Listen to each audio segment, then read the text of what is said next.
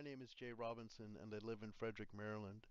This is my second season in the North American Racing League, and I'm excited to drive the 321 car against the best in Division 2. Hi, I'm Brent Cook, driver of the number 67 Epic Fails Motorsports Ferrari, and I'm from Hampton, Virginia. Hey guys, my name is Luan Hot. I'm from Brazil, I'm 20 years old, and I am racing for you Race BR-W2 Repro GP. Eric Leroy, driver of the number 44 Maxwell Sim Racing Team Ferrari 296 GT3.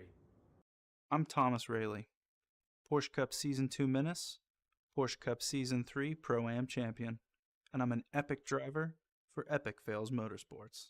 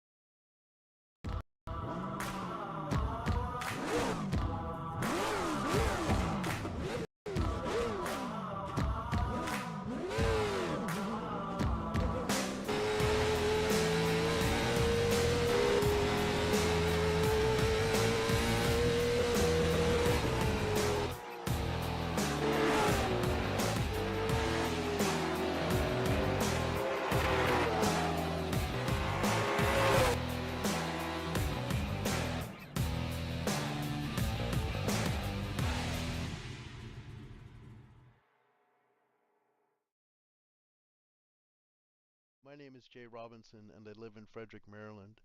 This is my second season in the North American Racing League, and I'm excited to drive the 321 car against the best in Division 2. Hi, I'm Brent Cook, driver of the number 67 Epic Fails Motorsports Ferrari, and I'm from Hampton, Virginia. Hey guys, my name is Luan Hot. I'm from Brazil, I'm 20 years old, and I am racing for you Race BR-W2 Repro GP. Eric Leroy, driver of the number 44 Maxwell Sim Racing Team Ferrari 296 GT3. I'm Thomas Rayleigh, Porsche Cup Season 2 Menace, Porsche Cup Season 3 Pro-Am Champion, and I'm an epic driver for Epic Fails Motorsports.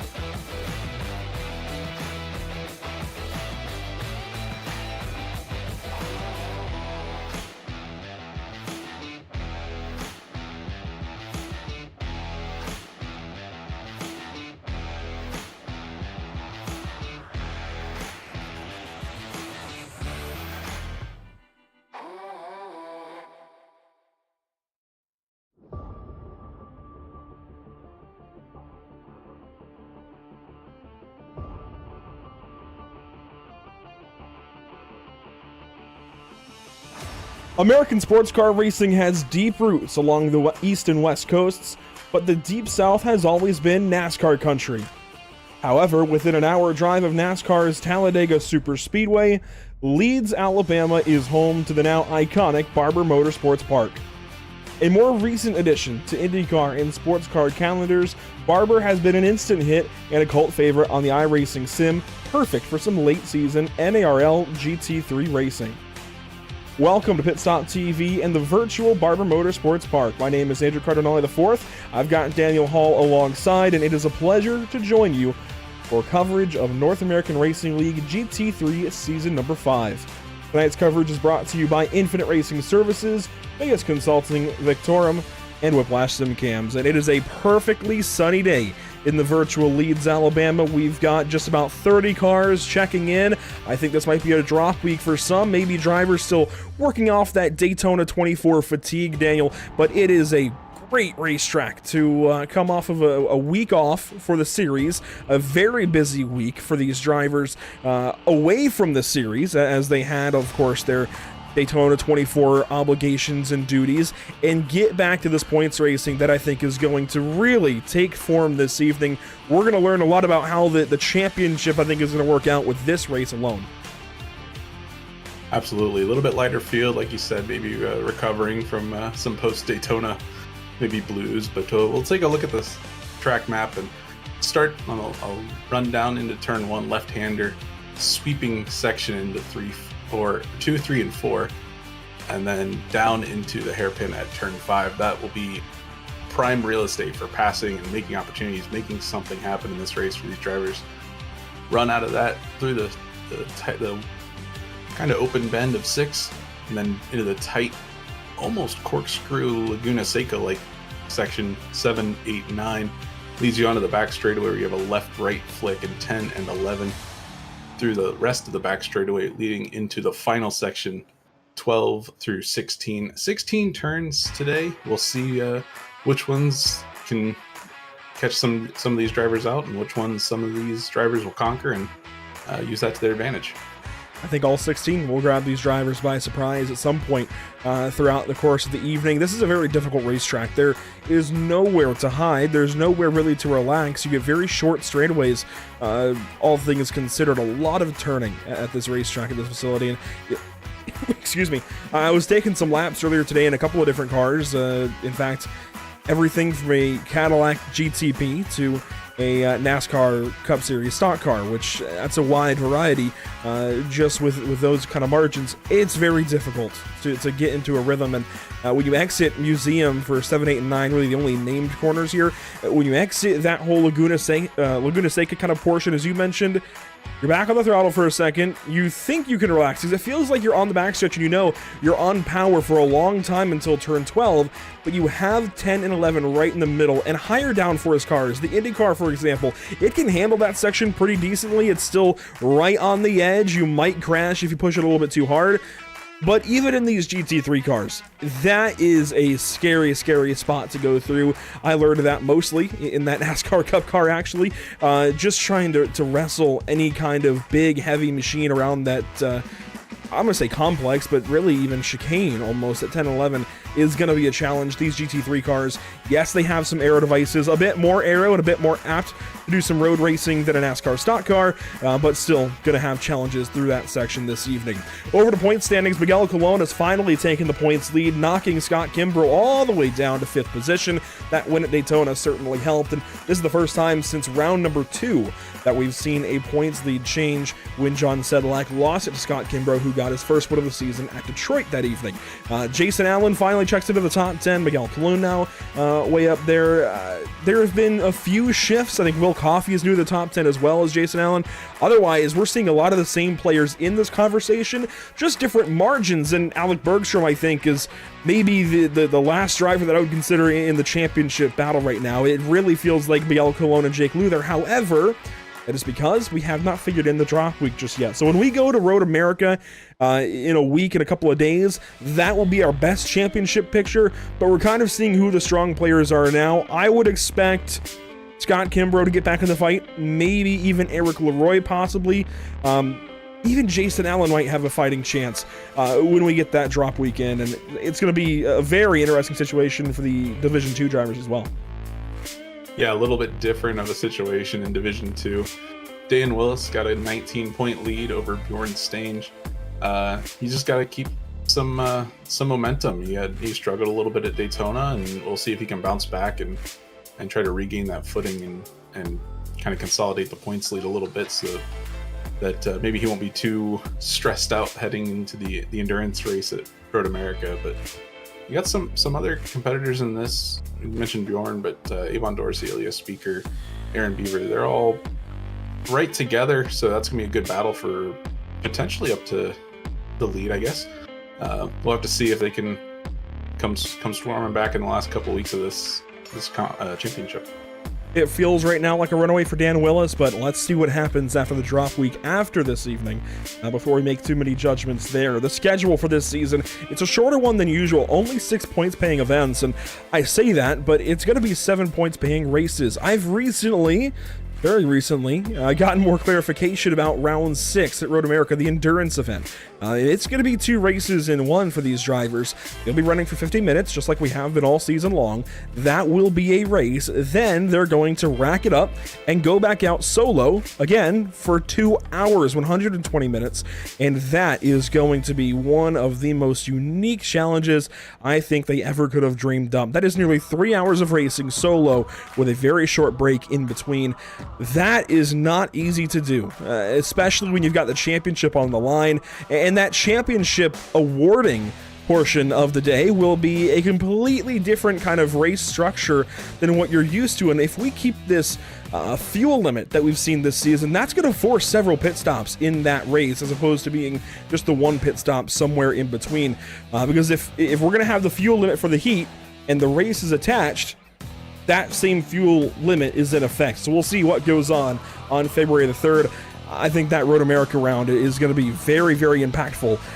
Indeed, of course, considering it's effectively double points without being the same race. So it's going to be an interesting day. We'll leave it there. We've got cars on track, though, qualifying actively underway, and most of the way complete, actually. 4 minutes left to go. Adam Brockway, fastest. He was second fastest in practice, not to Eric Leroy, but rather to Scott Reister, who is not there in qualifying. He is now fifth in qualifying, Scott Reister. That is not where he was in practice. But Lamborghini is out front. Hello, Lambo, as Brockway goes back to pole. Yeah, nice to see a little bit of a mixture of cars after primarily Porsches last week or 2 weeks ago at Daytona, and still a good contingent of them. But yeah, we definitely got some Lamborghinis, some Audis we've seen. I think even a couple Ferraris out there. So a little bit more of a mix of cars as we see Scott Reister coming around. He's on his 3rd lap, I believe. So he's second lap. Yeah, second lap. So he's got some time to put in a lap or two that'll bump him up to the top of the charts here, as he was in practice. But there you see the 10-11 complex, and yeah, it looks flat, but man, that's got to be a little nerve-wracking for some of these drivers. On board now with Dan Willis, fastest Division 2 qualifier so far. You see lap times there on the ticker. Definitely keep an eye there, but he has got 3/10 to Ilya Speaker, and with that lead, he's just going to go ahead and bring it into the pit lane. That is a huge margin back, and I think every Division 2 driver, aside from Philip Badurka and Billy Bowerman, has completed their runs already or is out on their last lap, so won't be able to complete their run. Philip Badurka, I'd say a longer shot for pole. Billy Bowerman, that Team Empire machine, might have a better chance. Regardless, Philip's still pretty close, all things considered, to that lap time. Just Dan is gone. He has got speed today, and I think we're going to see a lot of car 127 in the top 10 overall. Yeah, he's definitely quick, and even managed to sneak in some last-minute pit stop practice, pit entry practice. So he'll try to use that in the race as we go to Miguel Colon and now Scott Reister. Kind of robbed you of that chance to go through 10-11 on board. Here it is. Yeah, so we'll get to see a good look. I think he's going to be able to take that flat out. Yep. So it is flat in these GT3 cars. We'll see at least in qualifying. We'll see if that holds up during the race, and really can't go through there too wide. So we'll have to see drivers sort it out before that and kind of pause their racing and then pick it right back up afterwards. But we'll see Scott Reister as he comes around in that Porsche. See where that puts him. Currently P4 on the grid. Gets a little squirrely there. That was a 1X. Unfortunately. He's just going to stop short and call it a session. So looks like he will come home fourth in this qualifying session. Minute 14, minute 13 to go. So you see Austin Tiller coming around here. He's going to look to improve that spot, maybe get a little bit closer to Dan Willis. I don't think that's going to count. He goes wide. No, he's actually an extra laps as well. He was on lap 5 there. Worth talking about since we're this far from the end of qualifying. Weather conditions, 78 degrees in the air, 86 on track. It's not the hottest it could be, Dan, but it's not cool. It's decently warm, I'd say, as we see maybe not the paint scheme Billy had intended on running, but I like what Billy Barber has going on his, technically should be number 2, but is numbered on the paint scheme number 69. That's fun. That is interesting. That's going to throw us off a little bit if we look to him, because we've gotten used to what he's been running, but it does look pretty good. Some I don't know, Miami Vice kind of vibe with that. The pink and the light blue. Not a bad looking car. No, I like that a lot for sure. Not what he's supposed to be running technically, but that is really cool looking. Qualifying is going to tick on over, and we'll go into the race session here. Let's go ahead and talk about then race details. Whiplash SimCam's race details. Got to talk about every single race, sometimes multiple times. Well, this evening, of course, it's the same as all season long. 60-minute practice, 10-minute qualifying. That side of the way, we'll go racing then for 50 minutes in a 50-minute sprint race. Thick setup. 55% fuel, pretty straightforward. Full iRacing GT3 category, just nobody wants to run the Ford. It's a little too outdated. The McLaren has made a couple of appearances, I think, this season, but it's starting to fall and lag behind. Hopefully iRacing and McLaren can get a new GT3 entry, but of course there have been rumblings about Chevrolet and Ford. I think we'll see new Chevrolet and Ford entries later in 2024 in this GT3 category. But let's go down and get to the grid. It happens quick here at Barber. On pole, car number 142. That is Adam Barackway. This is, I think, a big pull for him. He's in that top 10 in points, but he is sitting next to our points leader on the grid, Miguel Colon. Eric Leroy, Scott Reister, that's row 2. Alec Bergstrom, Brent Cook on row number 3. Thomas Raley, Jason Allen completes your top 8. And how about our Division 2 pole sitter, Dan Willis, car 127 for Maradness. He'll start from 9th overall. Jake Luther from 10th. Yep, picking up with row number 6, we got Aubrey Kundle on the inside starting P11, and Blake Scott starting outside in car 22, P12.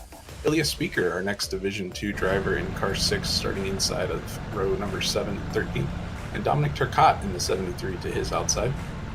And then we got row 8, where we have Austin Tiller, another Division 2, and Keith Wilford, actually a pair of Division 2s in that row, starting 15th and 16th.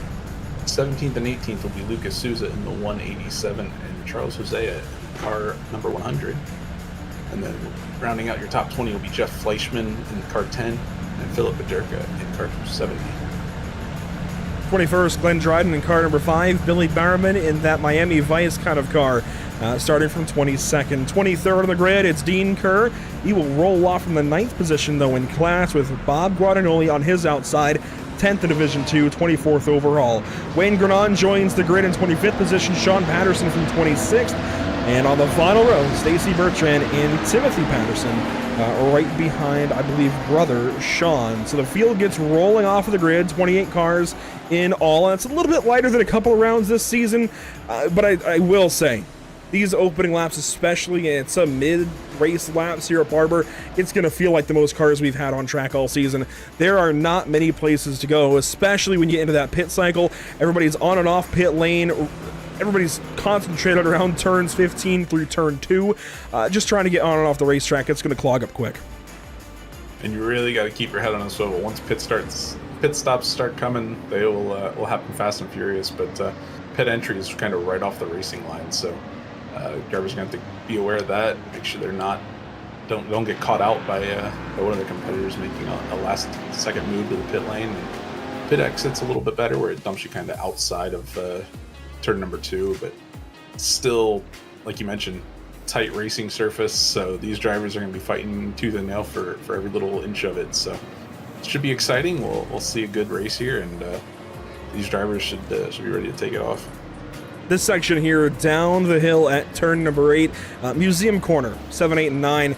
It, as you mentioned earlier, feels a little bit Laguna Seca inspired by the corkscrew, but it is such a challenging piece of racetrack. I would almost say it's possibly more challenging than the corkscrew at Laguna Seca, because you're coming in there with less idea of where you actually need to be, because the exit is just, I don't know, something about it, it just feels way more complicated, at least to me in my brain, to get through there as the driver. But I guess we'll leave it up to these guys, see how they get through the racetrack this evening. I'm noticing a lot of Lamborghinis from Moradnes, especially a lot of Porsches still throughout the field. You see the Lamborghini there in row 2 of Eric Leroy, who is teamed up moving after this season over to Moradnes. I see some Audis from some other teams. This is going to be an interesting race. I think the most manufacturer diversity I think we've seen just about all season long, and they're about to go racing for 50 minutes from Leeds, Alabama at the virtual Barber Motorsports Park, the North American Racing League. Wait for it, is still waiting long. There we go. Green flag from Barber.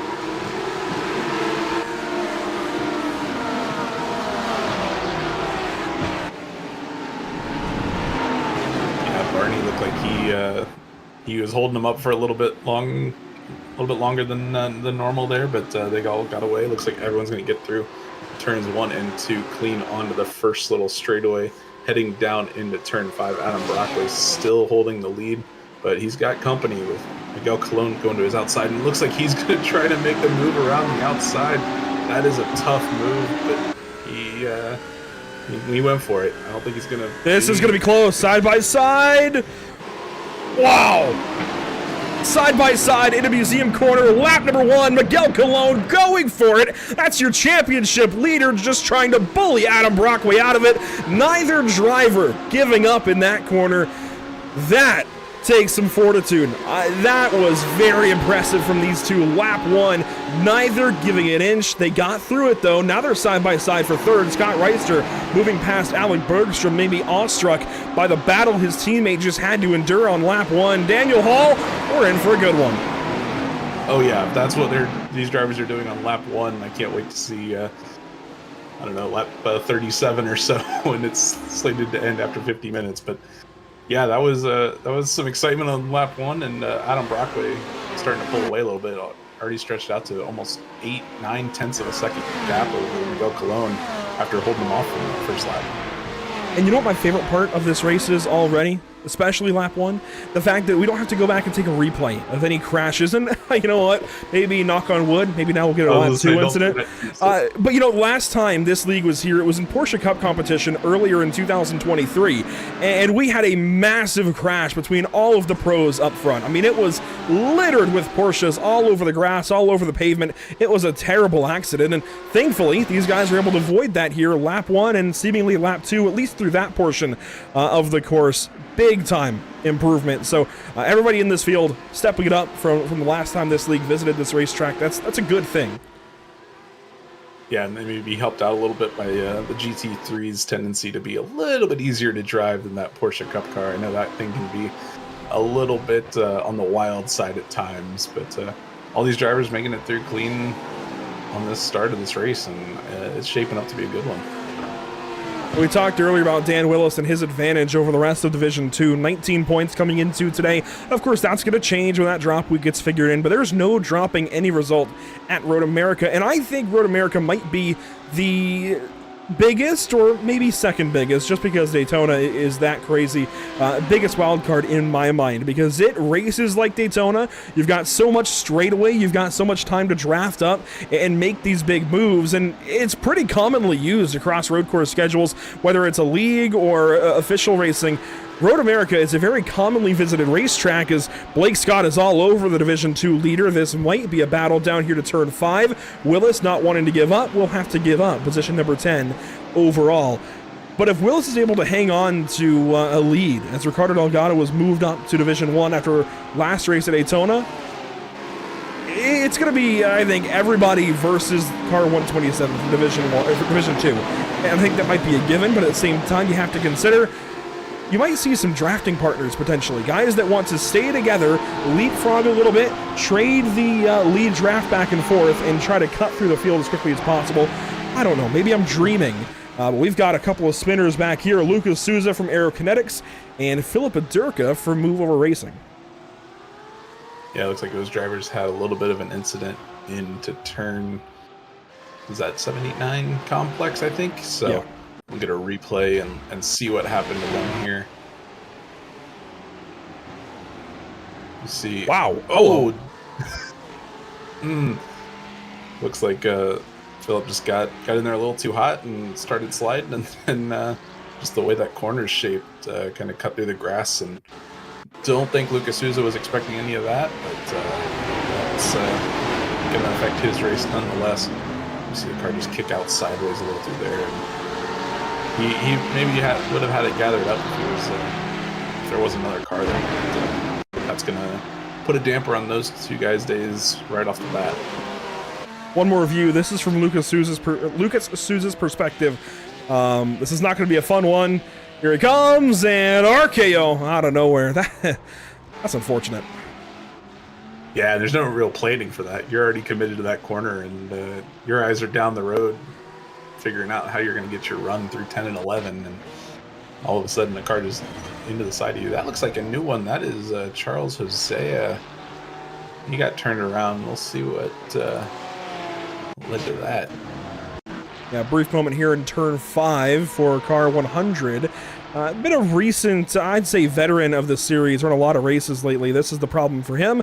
Through turn 5, the rear end just came around, and that was a common problem when I used to GT race more often with the Porsche, and it seems like it's still a common problem with any kind of Porsche. Late braking into these harder braking areas of the racetrack, that rear end is apt to come around. Of course, that's where the weight of the car is, that's where the engine is, and a lot of drivers tend to dial rear brake in to get the car to turn. That could be scary in a Porsche 911. Yeah, that rear engine characteristic comes back to bite you. You can really get some good rotation, but as you can see there, you can also get some over rotation, and that looks like what Charles out there. So he'll have to rebound a little bit. He's a little bit down the order, but he's still in contention, so he's gonna try to make some way back up through the field. Just watching these leaders out ahead, and I think there's a lot these guys have to contend with today. We've already talked about each of these corners reaching out and grabbing, and we've seen that already over the course of this race. Is there any particular challenge, though, that you feel like they might have to deal with as far as strategy goes? Do you maybe want to take tires here? We've seen a lot of that with 2 tires. You maybe want to go for 4 if you're back of the pack, try to get something, maybe a fast lap. I mean, are there really options, or is it pretty much just come and get fuel, go back out? I think we might see 2 tires, kind of like what we've seen all season. I don't think it's going to be anything exotic, like a 2 pit stop strategy or anything, or taking a bunch of extra tires to get that. But we could. But I think we might see some drivers take 2 tires, since it doesn't take quite as much time, and you can get the fuel done and a couple tires, and maybe have that back out there. But I think 2 tires versus no tires, that might be the battle when it comes down to the end of this. Just have tire warm up and versus warm tires already on it. They're a little more worn out. So we'll see. We'll see once pit stops start cycling through if we have any takers on there. But on board with Jason Allen right now.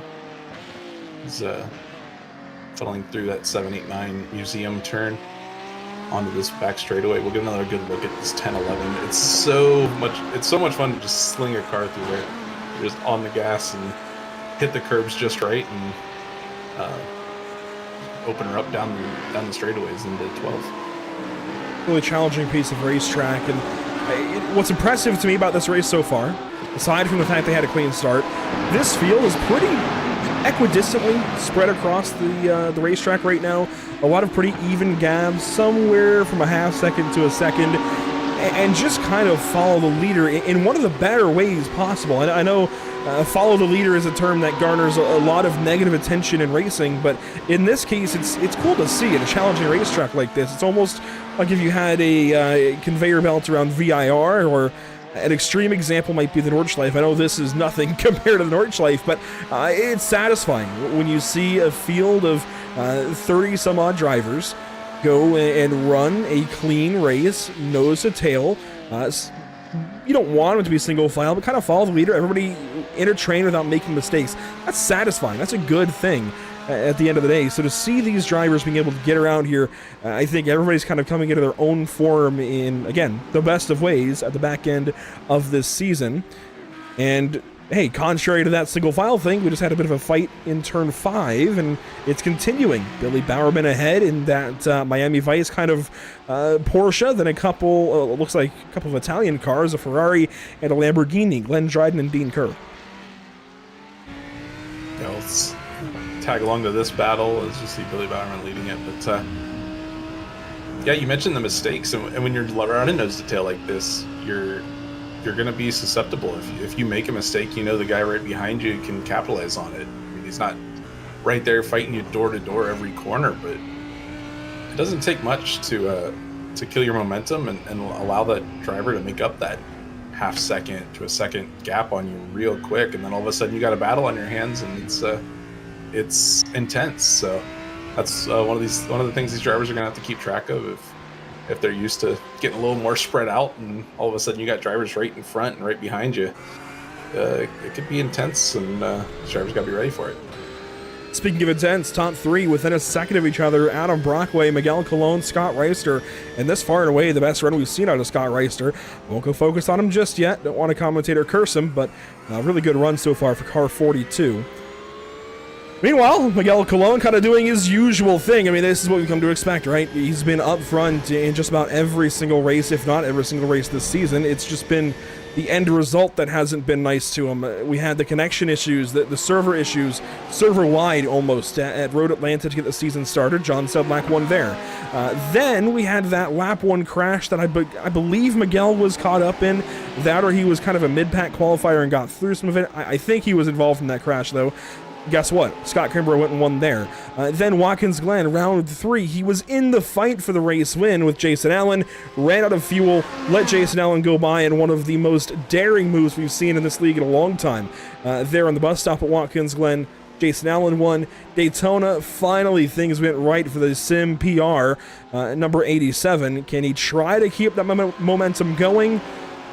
Obviously, so far, 12 minutes in, doing great, but Brockway not wavering. Yeah, so far definitely got a good run going, but we've seen that, and kind of finally broke his duck that he's been having all season. But you can't tell the story of the season without him. He's got another run here on the Brockway. We'll see if they go side by side through Museum again. Nope, he's gonna back out it, let him go. Live to fight another day. Maybe we might see a move later on in this race that a little more aggressive than that. But for right now, he's gonna tuck in behind there, maybe saving some fuel, just kind of running behind, let Adam do most of the hard work, and just kind of keep tabs on him, stay with him, and be ready to pounce either at the pit stop or if Adam puts a wheel wrong. I think saving fuel definitely on the minds of these drivers. I want to go back and actually highlight Miguel Colon. Well, if he can stay off the back end of Brockway here, we get a chance. I want to highlight something that I saw from that Porsche. Let's at least watch it at turn 1. That's where a move would come if it's going to happen, I think.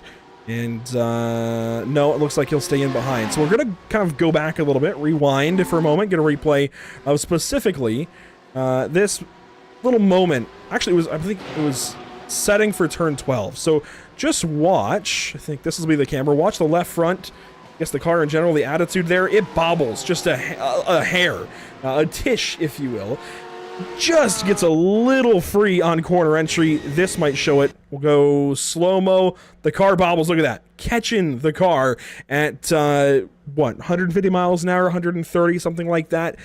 This Porsche, especially Miguel, is on the edge, and considering its fixed setups, every Porsche in the field has to be dealing with something similar. If it's getting free on that weight shift just turning in to turn 12, this might get a little exciting for some of those drivers.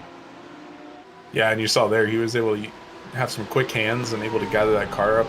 Not really any worse for the wear, but some of these drivers might have that issue. As you can see, it kind of did it again. Yeah, it leans hard over on that right side going through that first left-hander portion, turn 10, and it can catch some drivers out, I'm sure. So we'll see who's put in the practice to know that that's coming and be able to counteract it, as we saw Miguel do a wonderful job of, and he's still right there within a half second of Brockway.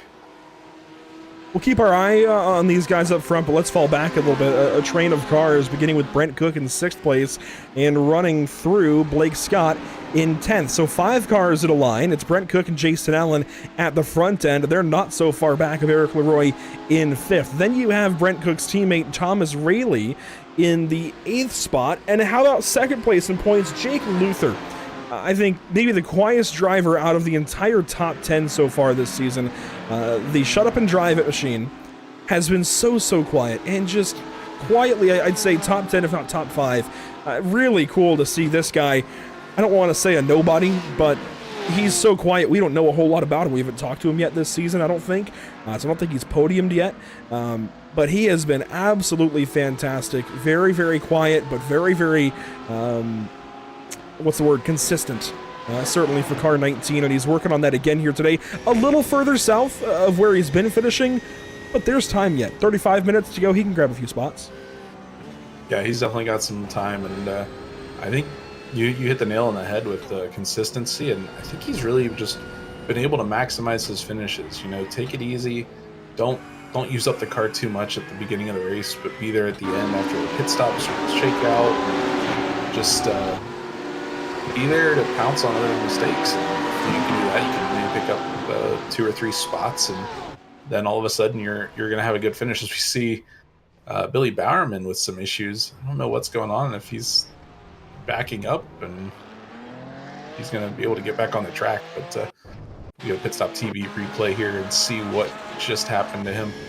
Well, you know how Miguel Colon caught the car at turn 12? This is a Porsche, and Billy Bowerman, well, he had the help of the curbing, but he did not catch it. Yeah, that curbing going to catch him out there. As we saw, that car really unsettled right there, and any little extra input can catch you out. And it looks like that's what happened to Billy there, just catching the inside curb on turn 10, and this will be a good view of it. So that's him coming through turn 9. That was 10, that was 11, here's 12. Yeah, just when it landed, it loaded up that right side and just took him kind of right toward the wall. So that's going to be not a great day for Billy. We'll see if he can get that car fixed up and back out there and be able to salvage something, but not how he wanted to be in 20 minutes or so through this race. He did use that opportunity to just go ahead and pit as we got problems in the midfield. Austin Tiller, Keith Wilfred. This is turn 14, I think. Jeff Fleischman rolls through. Yeah, 14, 15, those drivers been around. Tiller still trying to get on the racetrack. He's got company closing in, but a little bit of time, and he gets it sorted. And how about up front? We've got side-by-side at a turn 5 for our race leaders once again. Yeah, Miguel's really trying to make that outside move into turn 5 work, but just the shorter way around is advantageous, and he's going to have to settle back in behind Adam Brockway for that lead into 7, 8, 9. So he took another shot, but not going to be there. But that's going to allow Scott Reister and looks like Alec Bergstrom is starting to show up. He's not too far off this lead pack. If they get starting to race, he'll be able to capitalize that and catch right back up to the end of this field. Bergstrom grabs an incident there going off track out of turn 11, but this Audi is very much reeling these drivers in, and I've heard that this is maybe one of the cars that if you can just get through the early goings, it's really good on the long run. You just have to manage it, and I think if you've got a driver that can manage it that long, you've got a driver who can tire manage as well. So hopefully Bergstrom, at least for his own sake, is able to get up to these guys and bring the fight to them. It'd be cool to see an Audi versus a Porsche versus a Lamborghini. All we need now is a Ferrari, and we've got one sitting back, I want to say within the top 10. Maybe not. A lot of Porsche, a lot of Audi and Lamborghini, but it works. Yeah, Ferrari looks like a popular choice among the Division 2 drivers. As we see more battle here. That's Miguel Colon going to the outside again. He's got a little bit more of track position. We'll see if he can here make we it go. stick this time. He's going to be there. We'll see if how they sort it out heading into turn 7. They're going to go side by side. That is such a tight racetrack there. Into 9. That's going to allow Reister and Bergstrom to catch right back up, but Brockway's still going to come away with the lead. Miguel trying everything he can to put a move on Adam Brockway, but Adam just is too good right now and able to hold him off. Brilliant stuff between these two once again. You do not go side by side in a museum often, and well, you don't go side by side there and leave intact often.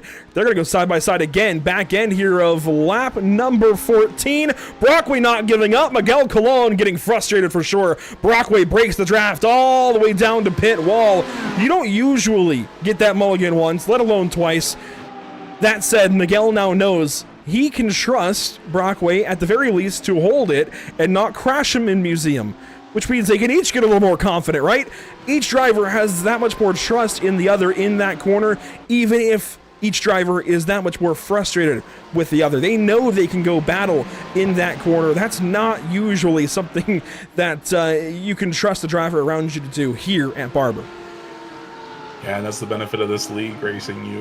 You start to build that trust with the other drivers over time in battles like this. But yeah, you might start trusting them a little bit more, but you're also going to ramp up the intensity as this race winds down. So you're going to be liable just to take a little bit more space and kind of squeeze them out a little more. And that's when you start running into issues. So far they've been clean, but Miguel's got some work to do. He's got Scott Reister breathing right down his neck, and he's going to have to hustle a little bit to catch back up to Adam in the lead. Just watching turn 13 here as well, you see Leroy right on the curbing on the inside. Watch the Audis and the Porsches in particular when they come over this hill. The rear end kicks out more than I'm seeing the Lamborghini kick out. And it's interesting because, of course, the Audi and the Lamborghini are on the same platform. But it just seems like, especially as the field has pretty much gone by, especially the Porsche, it seems to really be kind of tail happy in that particular corner. And again, it relates to weight shifting. As you crest that hill, you're losing load, and you get a whole lot of rebounding. Oh my god, it was 73. That was Dominic Turcotte. He was out there. Yeah, he was right on the edge there, and you got to be careful with that because you run a little bit wide, you get a little loose, you have to catch it, you go on the grass, and any more inputs after that usually results in some major calamity. So he was able to keep it off of there and keep it going. But now we'll get a look at Aubrey Kundle running P13 overall, P12 in Division 1, just behind Dan Willis. So he's going to want to try to get by him and start chasing down some of his other Division 1 competitors. Yeah, we haven't talked much about our Division 2 leader, Dan Willis, since the start of the race. But he is still out front of, well, not Aubrey Kundle, Ilya Speaker, rather, in car 6. By a few seconds. In fact, it's looking like 5.5 seconds, we'll say, is the gap between those two, as Willis looks on Dominic Turcotte and thinks better of it. That was smart by Dan, to just sit in behind and kind of wait a little more. You never want to, but it's often smarter not to make a move, it seems like, and just keep pressuring the driver until they make a mistake and you can pass. But Dan, like I said, about 5.5 seconds north of Ilya Speaker, who was on his own in Division 2. He has 9 seconds back to Jeff Fleischman, who it seems is really just a bit off of the two leaders, but is kind of, well, certainly maintaining a nice race. He's doing it as a really good job to keep the car on podium. But it seems like we have 2 Division 2 drivers really excelling, and the rest are just trying to catch up, wondering what they've got, considering, again, fixed setups, wondering, I guess, what they've got in just hanging on to the car. I mean, they're running a couple of more aggressive cars in the Porsche, in the Lamborghini. We'll see.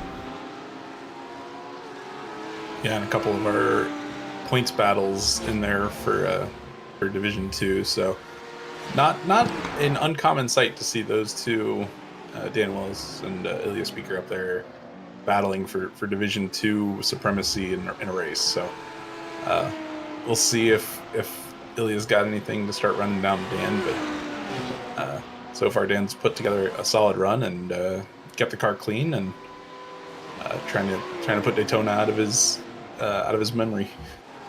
You were pretty Division 2 light, and yeah, good call back to Dan's misfortune there. Pretty Division 2 light as far as drivers. I mean, we don't have Bjorn Stange, I don't think. I don't see him. No Bjorn Stange, just Blake Scott has a problem. Whoa, hello, Billy Barber. Blake Scott will get back on the racetrack. He was just in that top 10 fight, so he'll now give up a spot to Dominic Turcotte. But going back to Dan Willis and the rest of Division 2, you have Dan Willis, who's first in points.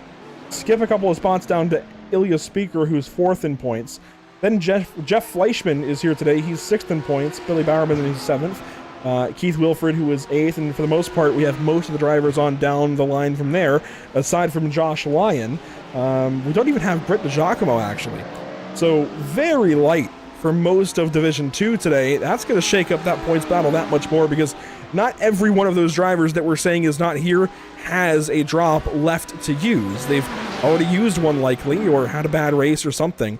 It's going to be a drastic change in who's in the battle and who's not, I think, at Road America. Yeah, if those drivers have already used their drop week, then it's going to be tough sledding to get them back into this points battle. But I think we'll have a couple there, and we'll keep Dan honest. Won't let him get too far away, but we'll have to see. As we're on board with Scott Reister, he's getting a good look at Miguel Colon, as they've fallen off a little bit from Adam Brockway. He's pulled out to a 1.4 second gap now, and he's going to look to just keep his head down and start running maybe some qualifying laps to pull away from these guys and let them start battling, so he can maybe back off a little bit.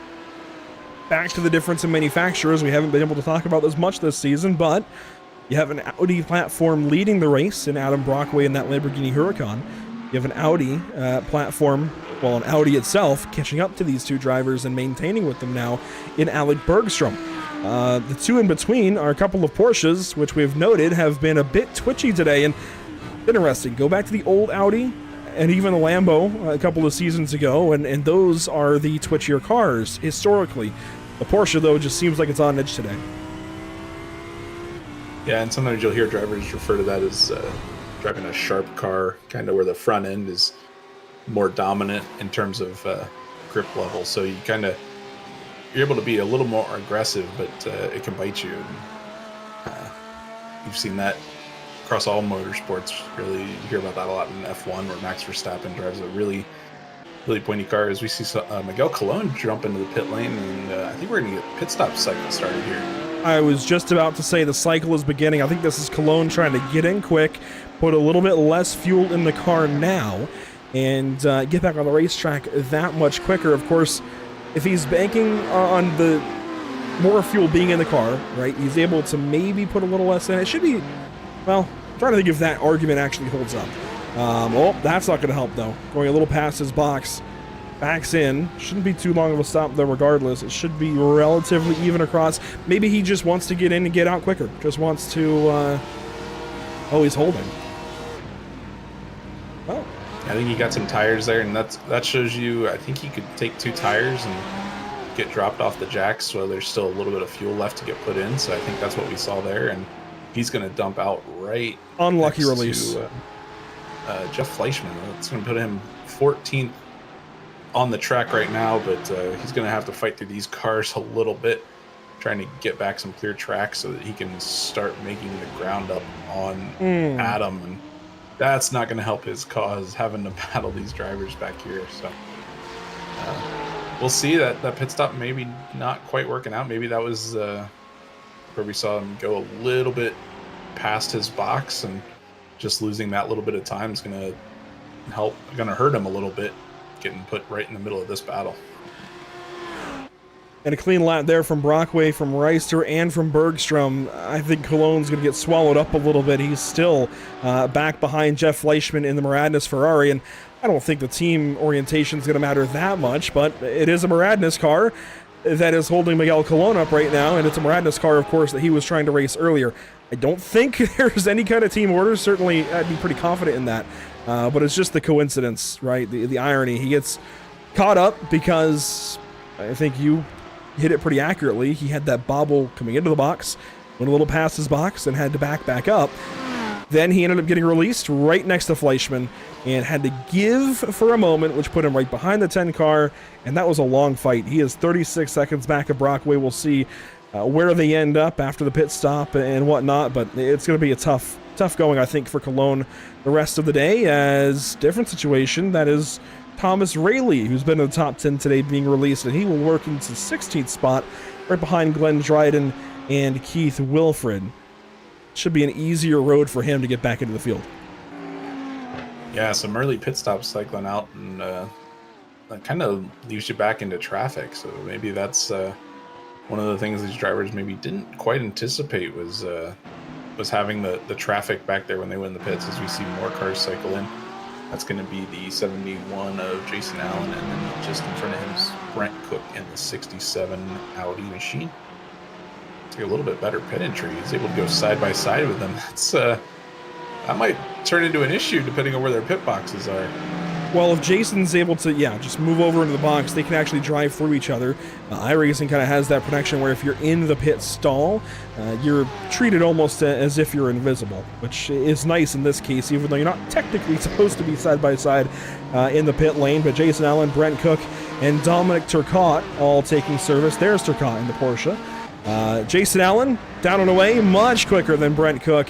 A solid pit stop there for the SimCity Racing team, and this is going to help big time for Allen. If Miguel Colon is having that moment out front, and Jason Allen is just on the edge of being competitive for the season finale and the championship, this is going to help driver 71 a ton.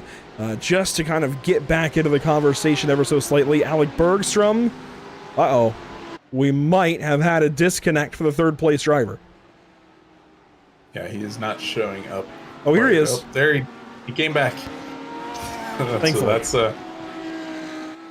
You might not have had any notion of that with no cars kind of directly in front of him through that section. So he might not even have realized it, but he would have lost connection for a little bit, and luckily got it back, and he's going to maintain third place. But you see Aubrey Kundal come in the pits now. Going to give up 7th spot on track. And Aubrey was just ahead of Dan Willis earlier. Clearly that has changed. Well, I guess it's probably only changing because of the pit stop, realistically. I think he was still ahead of Dan.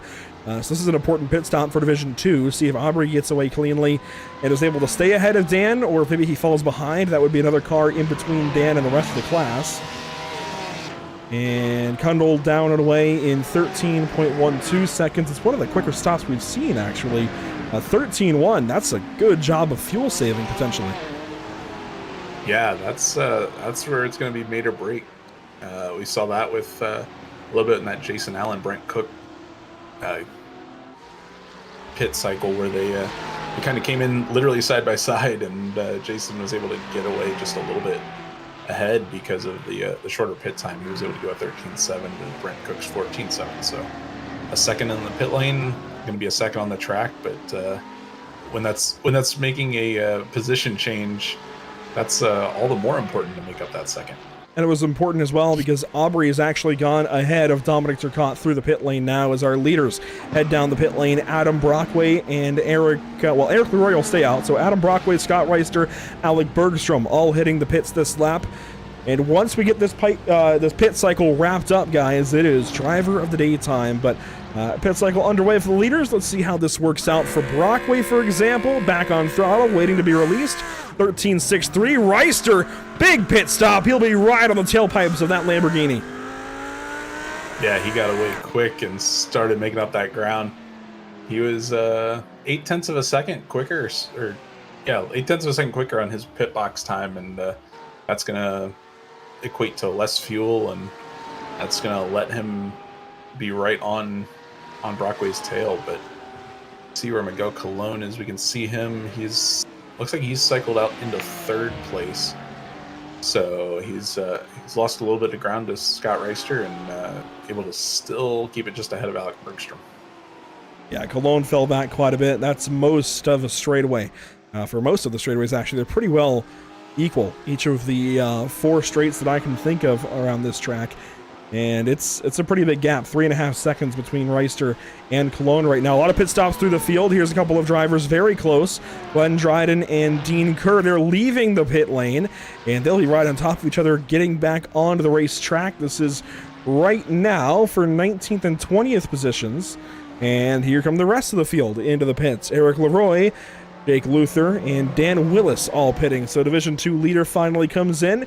As far as kind of some more information about where people are cycling out to, of course, these last few drivers might still impact it, but Jason Allen currently is the 5th place driver of those who have pitted, and Dan Willis, that quick adjustment might bring the rest of Division 2 a little bit closer.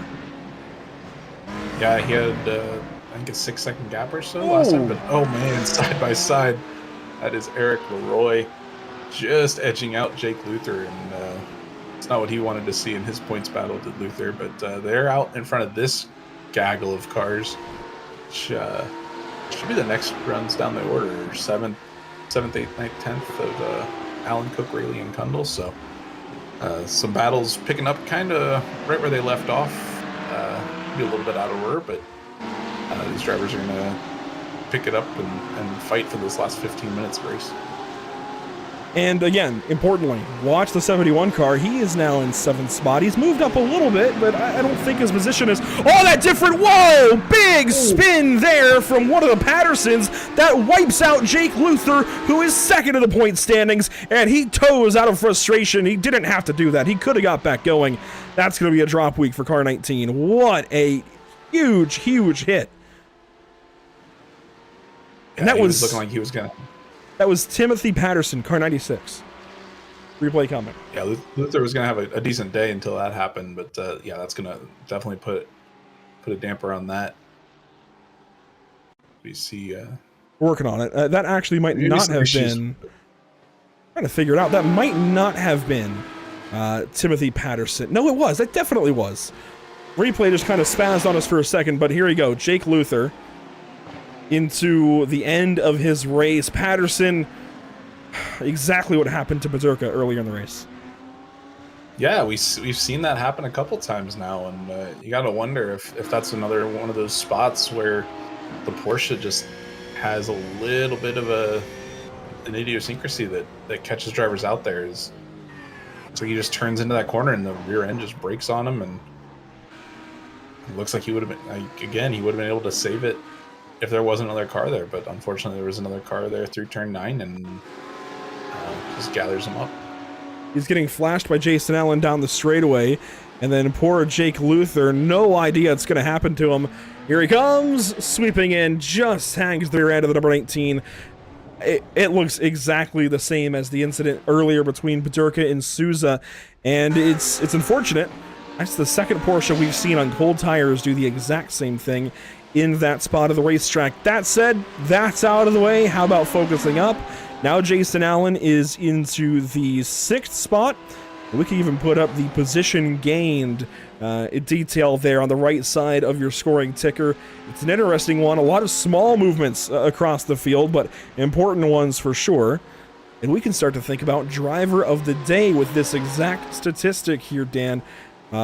I think Scott Reister has to be up for consideration. This has been amazing. I think each of our 2 leaders have to be up for consideration. Miguel Colon not doing what he needs to be doing, I suppose, but he has that lead. Of course, pit lane was a problem for him. The place he was released into was a problem for him, but these 2 drivers, cars 142 and 42, really excelling to this point. And Scott might be on track to win his first ever North American Racing League race in his own league. Yeah, I think we can just call it there. I think these 2 drivers have shown that they've been the kind of the best 2 so far today. So I'd put them, like you said, just the driver Division 1 drivers of the day. I wouldn't be opposed to those 2. So I think we can go ahead and pencil them in as the nominations. Now Aaron Beaver was the winner last time out, which means we can kind of open up Division 2 a little bit. He's not here today, so the easy choice is Dan Willis. That should garner a lot of Muradness votes, although it might be split between Brockway and Willis. But then you have to look for maybe the second driver, or you know what? I'm going to put you back on the spot. There's a whole wide box of drivers to select from Division 2. I think highlights to me would be Keith Wilfred and Austin Tiller, at least highlights that are not named Dan Willis or Ilya Speaker. Choices, what's yours? Yeah, there's a few good names out there. I think just on performance, Ilya Speaker's been able to keep it close. I think he started second in class, so he's a good one. Maybe even Sean Patterson. He's up 6 spots from where he started, but maybe not quite at the same pace as those guys. So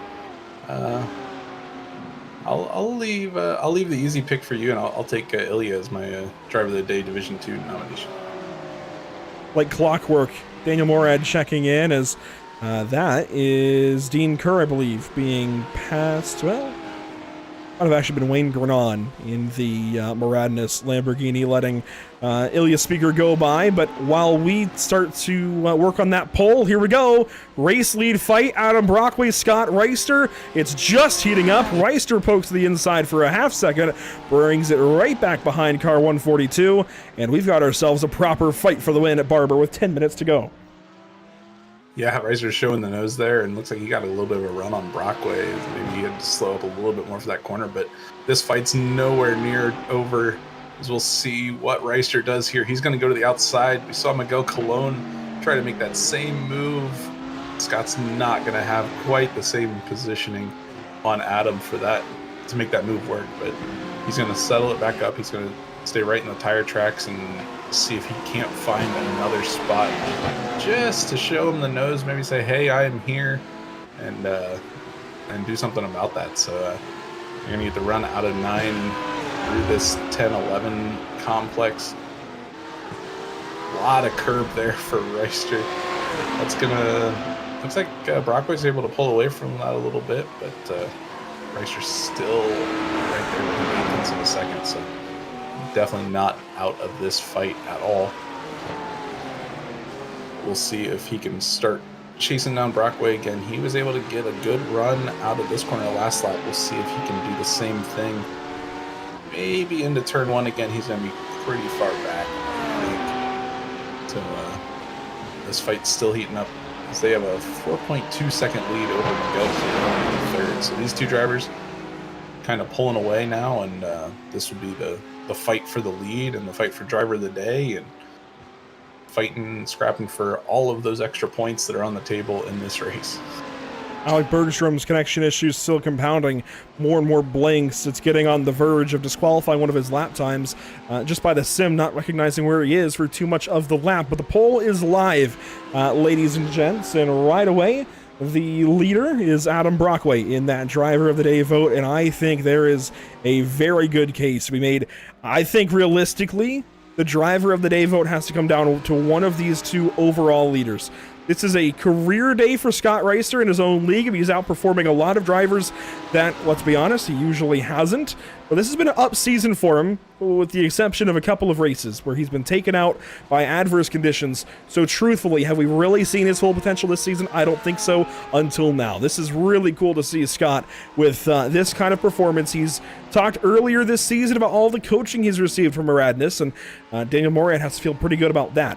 I think it's their roots in this series and others across the iRacing.com sim. It's not just NARL. Their roots in this series, just from coaching alone, extend very, very deeply and broadly across the sim, at least the roadside. I think they have such a huge presence in driver coaching, and I think have to be considered if you're looking for their services in that regard. Also, Daniel, since you're watching, good luck this weekend down in Daytona. But Dan, this is going to be an interesting little fight, not just in the vote, but on the racetrack.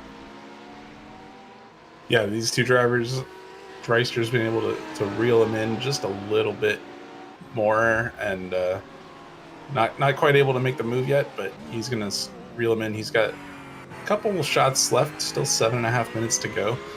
He's going to be able to make that move, but he won't have too many chances, so he's got to capitalize on them when he can. So we'll see if he can, if he makes that move, and see if it sticks this time. You'll periodically see Bergstrom's name drop out of the top 3, or top 4 rather. Again, connection issues compounding. Hopefully he's able to stay in the race just long enough, but as we come around, it takes 6 laps to go. I'm getting a little more doubtful with each passing lap. Hopefully the other Muradness driver, who's been absolutely fantastic today, is able to hang on. It's going to be a challenge, as everything else really is holding station. The only battle really on the racetrack within the top 15 is right here between teammates, Brent Cook and Thomas Rayleigh. We do also have Jeff Fleischman and Austin Tiller relatively close. Fleischman, another one of those Muradness drivers. Tiller, I think, from his own team in position 16. And how about Glenn Dryden and Dean Kerr? This is a nice little fight, 6th and 7th, down in division number 2. Yeah, a couple battles all over the racetrack, and these drivers know that the time's winding down, so their chances are running out as we speak. So these drivers are going to have to make the most of it and see if they can't salvage or steal another spot or two in those battles. But this is the battle we're all kind of watching intently, with Reister staying within striking distance of Brockway, but not quite being able to put the absolute pressure on him, get side by side, and we'll see if Reister can get close, maybe force Adam into a mistake, and I don't know, anything could happen in this last 5.5 minutes. I think Scott just kind of biding his time. Adam, I think, trying to stay up on the wheel at the same time, maybe save a little bit of fuel. You have to imagine when you're leading all of these laps, not able to use any of the draft. I know this is not a draft track like Daytona and like Watkins Glen, even like Road America next week, but that draft still matters, even on these shorter straightaways. You can do quite a little bit of fuel saving. He doesn't have that advantage. He's been out front the entire race. Here we go, Scott Reister around the outside into turn 5. We've seen that a few times. He's able to late brake, but that's about it. Yeah, that outside lane just too far around, too long around. So we've seen Adam take the defensive line into there, and it's worked out for him every time so far. So we'll see if any of these, if Scott Reister's been able to pick up on some of those tricks, either what he saw Miguel do a little bit earlier in this race, or what he's been able to do the last couple of laps. But he's got to figure out something, or else it's going to be Adam's race to lose. And frankly, Miguel Colon has not shown race-winning speed since the pit stop. I think he's been slightly faster than Adam Brockway, but this supports the fact that Adam really wasn't holding him up at all in that early going. If anything, Miguel was having advances because of the draft, which again kind of supports the fact that the draft makes a pretty big difference even here at Barber Motorsports Park. 4 laps to go. That's 5 laps, no 4 laps. There we go, it adjusts. 4 laps to go on the racetrack. Any guesses as to where Scott Reister has his best opportunity? I think we've seen him get the run into turn 1. I don't know if Adam's going to leave the door open enough for a move into the turn 5 like we just saw here, where Adam takes a really defensive line, and it doesn't really hurt him on exit. The corner kind of opens up, and he's able to maintain the speed, so that shallow entry is not really going to hurt him that much. So I think turn 1 might be Scott's best bet, even though he's really made some ground up in turn 5. I just don't know if that's the move that can win it for him. That's going to be a challenging one. If you go up the inside, you're suddenly on the outside for the longest sweeper on the track that is not at the end of the lap. Turns 2 and 3, very, very long sweeper. Even 4, you're on the outside for all of that if you go up the inside of turn 1. A really challenging place to pass at here, Barber, but it also gives us really good racing like we've seen. I mean, we've been side by side maybe the most into Museum Corner, which is, I think, a rarity for this particular venue, but inside of 3 minutes to go, it's 3 laps to go. Yeah, and that's not where I was expecting to see some side by side into that Museum Corner, but these drivers are very talented, and they seem like they can pull it off. We'll see another chance for Scott to make a move into here. He's going to get a little bit of a run. I don't think he's going to be close enough to really challenge Adam for the position here. Maybe he's thinking about a cutback. But yeah, Adam's just able to hold that line right along the inside curb and not let Scott get to the inside there. It's hard to make a move when there's no real estate for you to go. So that's what Scott's fighting right now, and he's going to have to make something happen in these last 2 minutes if he wants to take this win. Oh, bobble there out of Museum Corner, maybe a side-by-side opportunity. I wouldn't do it, but will Scott? No, he'll stay back. It's tough even to set up for the exit here of this backstretch portion, and you see how much time Scott just lost being too close to Adam Brockway through 10 and 11. Aero push was a big factor right there. We're going to have 2 laps to go, this time by the flag stand. I was going to say, cue the Jaws theme, Miguel Colon checking in, but if Scott Reister is that far off of Brockway, Miguel Colon, even if he gets by Reister, he's still got that much further to go. If those two can pack up again and get back to racing, Miguel might have just enough. White flag to go. Or white flag to go. 1 lap to go. I just saw the white flag. I'm surprised by that. Yeah, they you can see Barney right there getting that arm workout in. So that means Scott's got maybe two or three chances left. It's going to be tough, though. He's not going to be able to make anything happen into turn 5. We'll see if he gets really aggressive, if he gets a run out of here and maybe make a move into Museum. But I think Adam's just too good. He hasn't done anything that's going to allow Scott to capitalize. So we'll see if Scott can make a move here. He's going to close in a little bit, but as you said, the aero push through 10 and 11 kind of separates him out a little bit. He can't follow quite as close as he'd want to, though he's still right there through this one. It might be. Looks like he got a little slide. It might be the very end of this lap where Adam Brockway catches lapped car Robert Guadagnoli. It's closing in. He might catch up to that Ferrari at the absolute wrong time. These are the last couple of quarters in the race. White flag presented by Whiplash Sim Cams. This is the last moment. Bob gets off the racetrack, and I think that can solidify it then. Adam Brockway, out of turn number 16 at Barber Motorsports Park, is a North American Racing League race winner. Yeah, Adam was able to just hold him off, and he was able to keep that win, and it's going to bring it home as we see some more cars across the line. That's going to be, look at Jason Allen across the line in P5 in Division 1. So solid day for him and the rest of this field. That is Dan Willis now running P10 overall, but P1 in Division 2. He's going to bring home that class victory. So another class win for Dan, and gonna help pull away in the point standings a little bit, and he's gonna be sitting pretty looking into to Road America next week. Solid job by the entire field. That was a very clean 50 minutes here at Barber. They don't always go like that. A few cars yet to finish their race. Charles Hosea and Dean Kerr actually very close. I doubt they'll get to fighting. They're just far enough apart. They're not going to get there, but really good racing this evening. The final car to cross the line this evening, it looks like, will be Glenn Dryden, and problems for Alec Bergstrom. Whether he lagged out on the last lap or was just not scored by iRacing on the last lap, he will not be scored for lap number 36, and it looks like Alec Bergstrom will have to suffer a 19th place finish if it doesn't update and drop him even further. Sure enough, 19th spot for Alec Bergstrom. But Dan Willis able to take in another race win for himself down there in Division number 2, and his teammate Adam Brockway takes home the Division 1 and overall win. And guys, out in YouTube chat, this is your chance to vote for your favorite driver, maybe the driver you think did the best for the driver of the day vote. Currently tied between Adam Brockway and Ilya Speaker. Get to voting. You've only got a few options, and you've only got a few minutes left to do that. Let's go back, though, and take a look at our unofficial race results. Dan, really good race this evening at Barber, and we get a chance to look through where everybody finished. Of course, beginning with your race winner, Adam Brockway. Yeah, we saw that battle come across the line just a hair over a quarter of a second on Scott Reister bringing home P2.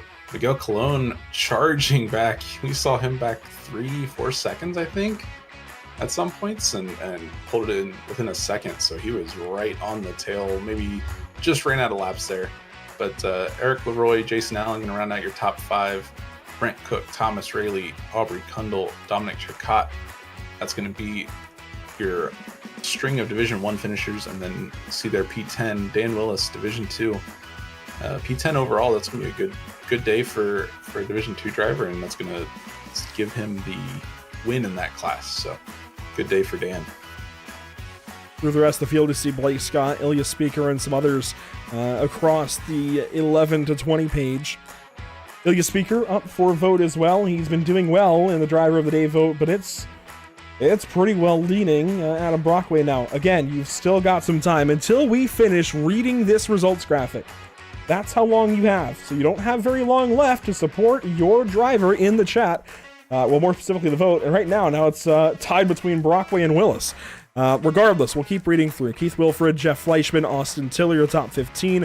Hosea Kerr Dryden round out the lead lap, and heartbreak for Alec Bergstrom. This whole result would have been a little bit different had he been able to hang on to 4th place. But connection issues be what they may. Alec Bergstrom scored 19th on the last lap. Unfortunate for car 66. He ran so much better than that and had a chance almost at fighting for the win at one point. Sean Patterson completes your top 20. Yeah, and then we get down to the rest of the official results, the unofficial results, excuse me. Wayne Brennan finishes 21st. Billy Bowerman, we saw him have to take his fast repair. He salvages something, stays within 1 lap of the leaders. Finishes P22. Philip Paterka, Timothy Patterson, we saw those two have their own incidents separately at Museum Complex, and kind of catch out some other racers. 23rd, 24th. Robert Guadagnoli, saw him kind of lead the way for the leaders in the last lap, and he's going to bring home 25th. Jake Luther, Lucas, who's on the receiving ends of those issues in the museum, so they had some rough days. 26th, 27th, 11, 18 laps down respectively. And Stacy Bertrand, not sure we saw her take the grid, so that is the finishing results. Adam Brockway not yet in Discord. Let's go then to position number 2 in division number 1. And Scott Reister finally able to outlast all of the bad luck you've seen this season. It feels like it's been one race after the other. Some new way for somebody to just come across the track and take you out sometimes. But today, none of that. You go out there, run top 3 all race, position number 2 at the end. You feel like you could have done anything different to get Adam for that win? Nah, I tried a few times, but he was pretty stout. I took tires and he didn't, so I thought I had a little bit of a tire advantage at the end. But I just didn't have any spots where I didn't want to jeopardize his whole race, so I didn't want to force that issue, but he didn't open the door much for me. So. Well, it's not so bad to come home. If you had to finish second, it's not so bad to finish, I guess, second to the driver of the day. You were up for vote. Really close between you guys. Do you feel like maybe the car difference even played into it a little bit? It seemed like the Porsche was pretty tricky on some weight shifts. I thought it was comfortable to drive for me. It was a little sketchy in the back section going through the chicane there. But other than that, it's pretty stable throughout the whole track. And a rare opportunity, Scott, to talk to the man, the myth, the legend behind the North American Racing League directly. I even was a little bit confused about the endurance format for next weekend's race at Road America that will decide this whole season championship. Can you give us the details, the down low, in-depth behind the format of how we're going to decide this championship? Because I think it's going to be a little confusing, but maybe the best way we've done it so far. Yeah, a little confusing, something new for us. So everyone got one drop. So after this race, everyone's going to have their one drop. The last race, being the endurance race, is a non-drop race. So I set it up to a sprint and then 2-hour endurance. So the first race will be a 50-minute sprint. As you qualify, lone qualifying. So as you finish, you'll get points for that race. For the second endurance race, there's going to be a set number of cars that are going to be inverted. So the 2-hour race after the 50-minute race will be an inverted start for the guys. There you go. All kinds of details about and Road both America. races score points. I'm sorry. Both races will score points. There you go. Even more details regarding Road America in a couple of weeks. Very important ones as well. Scott, thank you so much. Congratulations. Big day for you. Hopefully it brings you a little higher in the points championship as well. Yeah, it just feels good to finally run clean. So it was a good day. I'm happy. Mentioned earlier in the broadcast, I think it's been Scott's best season to date. Just hasn't been able to get the results. Been taken out a few times. Scott, thank you. All right, guys. Thank you. Finally able to stretch his legs and do what he does best, going faster on the racetrack. Let's go ahead then, and now that we have... Well, we don't have Adam Brockway yet. Adam, if you're out there watching, I know a lot of your teammates are. We got Dan Willis here. Go ahead and join the Pit Stop TV Discord and come and talk to us. But we can drop down to division number 2. And here we go. Dan Willis. A couple of Dans talking. Here we go. Yeah, we got Dan Willis here. Back on the top step of the podium for the first time since I believe Road Atlanta. So Dan, kind of walk us through your race. You're able to solidify the Division 2 and just kind of looked like you had a pretty clean race out there. How was it? The race was really good. I gotta really thank the M Squad, everybody from Dion to Adam to Stu to Dan Morad. Like, they do so much to help me prepare for these races. I mean, I put in probably 300 laps, and out of those 300 laps, there was probably 120 qualifying laps, because we were really concerned about me trying to qualify well, because I haven't done that yet this season. So with all the focus on that, I just wanted to try and qualify well, and then after that just get through a clean couple of laps, find a hole in the traffic, and then just try to knock laps down. And I was really fortunate that that's how it played out. So bringing the W, and actually I think my teammate Adam came away with the overall win, and that's a twofer for the Muradness M Squad, and I can't be happier. Just we're really clicking as a team, and it's showing. Yeah, sweeping the divisions here does the Muradness squad, and you mentioned a lot of practice. That's a lot of time put in, and after Daytona, does it feel good to bounce back after that and use that practice to kind of get the season kind of righted after that? It does. It actually helped that I didn't run the Daytona 24. I had some family obligations that actually took me away for the entire weekend. So I had to step away from the rig for like 3.5 days. So all those laps of preparation were really compressed into 4 days. And that break was really, really helpful. That's cool. Congratulations. You looking forward to the endurance race next weekend? I am very much. It's a unique way to finish the season. I love the creativity that that Scott's trying a number of different things, and he's got a good thing going here, and I'm we got a good group of people here. So yeah, I'm looking forward to it. Awesome. Well, we'll look forward to maybe talking to you after that one. So good luck and have fun. Thank you, and great job. Really, thanks for all you do, guys. Have a great night. Yep, that was Dan Willis, your Division 2 race winner. And Andrew, I don't know if we have the Division 1 race winner, so I'll throw it to you and whatever you want to do. We'll actually go down to the Division 1 driver who finished 5th place. Since Adam Brockway hasn't been able to join us just yet, we will drop down from our driver of the day to Jason Allen instead, somebody we've talked to a couple of times this season and goes 5th place this evening. Jason, it was kind of a scrappy day for you back in the back half of the top 10. What happened in qualifying to put you back there? To be honest with you guys, that was just my pace. That's all I really had, to be honest. And I was actually happy to get 8th. So I just had the mindset going in, just keep this thing on the racetrack and let the chips fall where they are. And I got lucky with the top 5. I'm really happy with it, actually, believe it or not. Certainly have to be happy with the result when it comes down like that. You're just on the edge of being with the drop in close, at least, to the championship. I don't know exactly how it's going to work out. I can't do those calculations on the fly, but you're close, at least. When the drop week gets figured in, you're somewhat in the neighborhood. Has there been an increased focus for you guys over at SimCity Racing to get you and anybody else ready for Road America?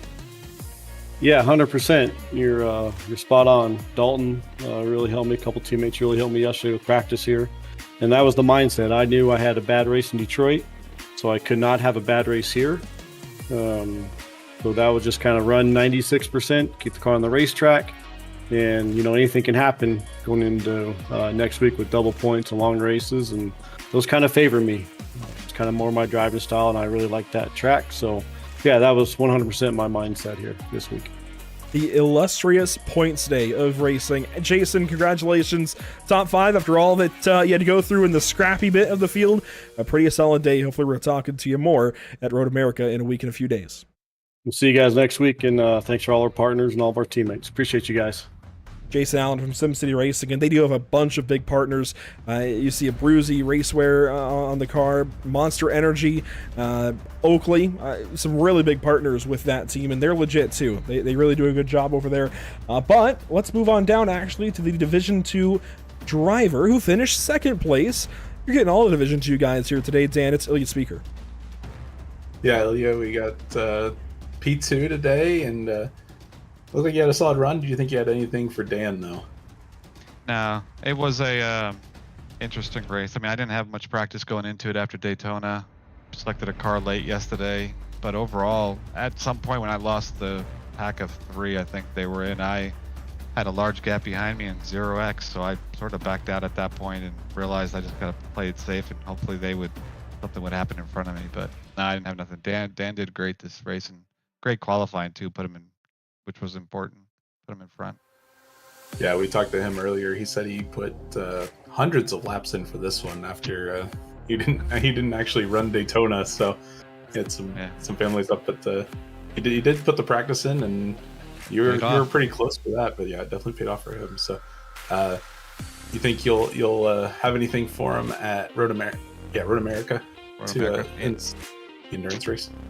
Yeah, that's what I'm looking forward to that one. I knew after the last races he has a drop here. I think we scored the same points, even though he ended up 2 points or 2 positions in front of me. So I knew I just had to stay close to him because that's the big race, right? That's the big one. So I think it'll be fun and look forward to it. Dan's a good driver, clean. I like racing with him. I've done race with him before in other seasons, so definitely looking forward to it.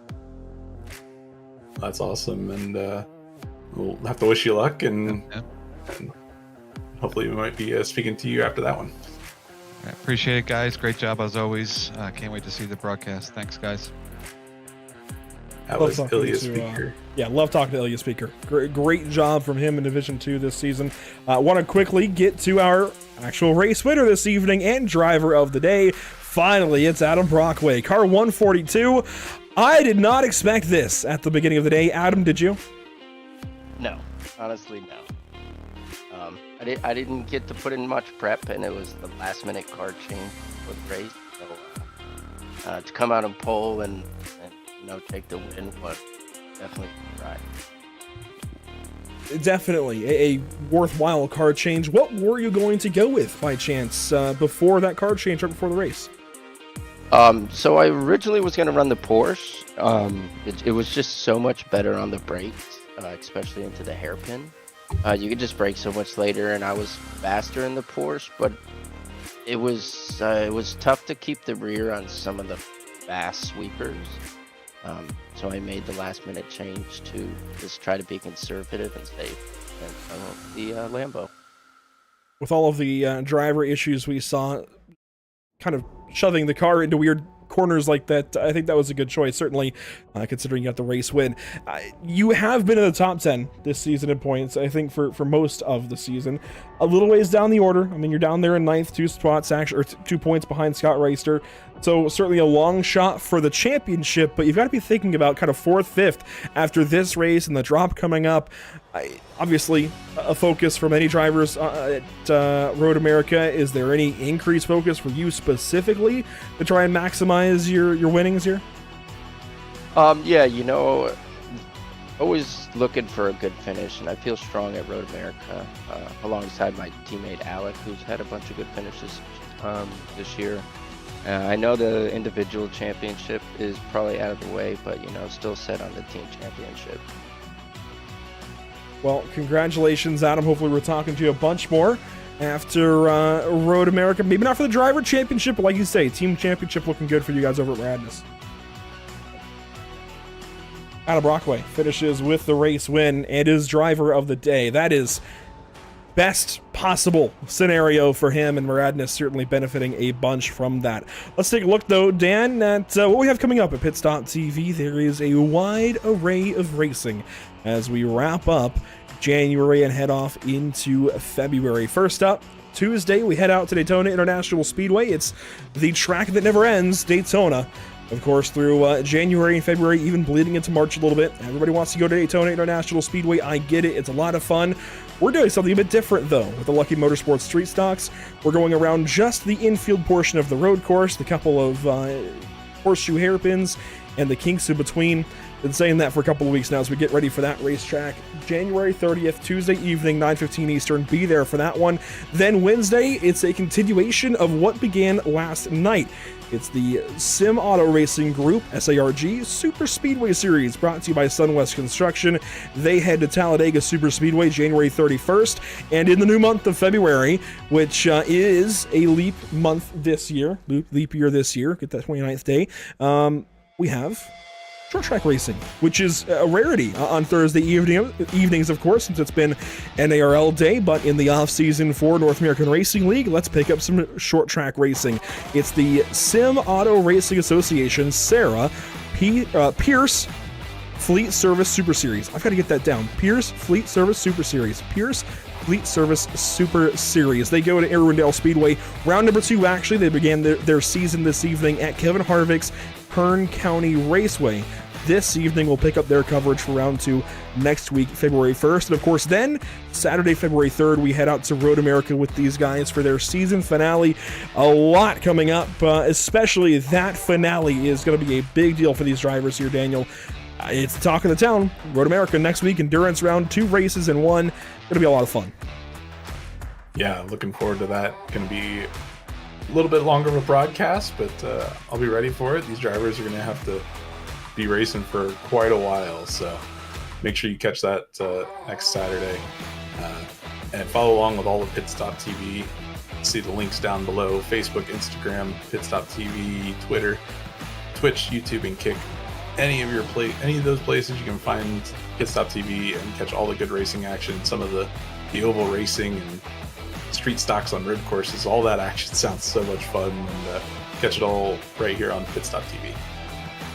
Definitely check out our social media platforms all over the internet. Gotta give a big time appreciation to those who are partners, not only with the North American Racing League, but also here at Pit Stop TV, of course, beginning with Infinite Racing Services, continuing on with Victorum and Screw Compressor Service Incorporated, all doing so much for this series, doing so much for us with the broadcast, the drivers, everybody. It would not be possible without those groups. And of course, here at Pit Stop TV, a big shout out as well to Whiplash Simcams, ATVO, and CC's Business, making these broadcasts possible. Daniel, final thoughts before we get out of here at Barber? A little bit lighter of a crowd, but I think we're going to see action pick right back up at Road America next week, and can't wait for it. Going to be interesting, going to be a lot of fun, and going to be a great way to finish off this season of NARL GT3 racing. Well, that's it this evening for the North American Racing League. It has been a pleasure as always. Round number 5 of the season caps off with a surprise winner, a surprise second place, and some challenges for our points leader. We'll see how it all wraps up at Road America in a couple of weeks. Make sure to be there. I say a couple of weeks, a week and a couple of days. Make sure to be there February 3rd. Road America is where we're going to decide this championship. It is oh so important to all of these drivers, and of course, a big shout out to the groups who make these broadcasts possible on our end as well. In audio, ATVO, Whiplash Simcams, OBS, and iRacing.com. We'll see you all next time. Again, Road America for the series on February 3rd, but join us on January 30th. It's a Tuesday. We go to Daytona International Speedway with some street stocks. That's not something you usually hear. Make sure to tune in for it. We'll see you Tuesday.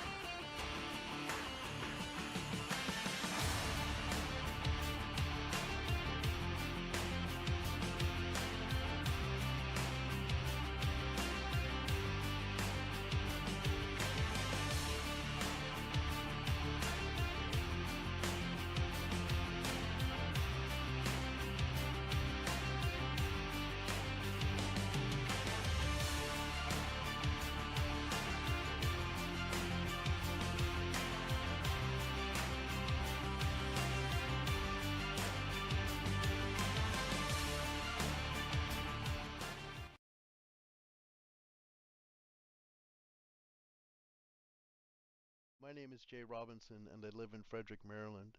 This is my second season in the North American Racing League, and I'm excited to drive the 321 car against the best in Division 2. Hi, I'm Brent Cook, driver of the number 67 Epic Fails Motorsports Ferrari, and I'm from Hampton, Virginia. Hey guys, my name is Luan Hot. I'm from Brazil, I'm 20 years old, and I am racing for you Race BR W2 Repro GP. Eric Leroy, driver of the number 44 Maxwell Sim Racing Team Ferrari 296 GT3. I'm Thomas Rayleigh, Porsche Cup Season 2 Menace, Porsche Cup Season 3 Pro-Am Champion, and I'm an epic driver for Epic Fails Motorsports.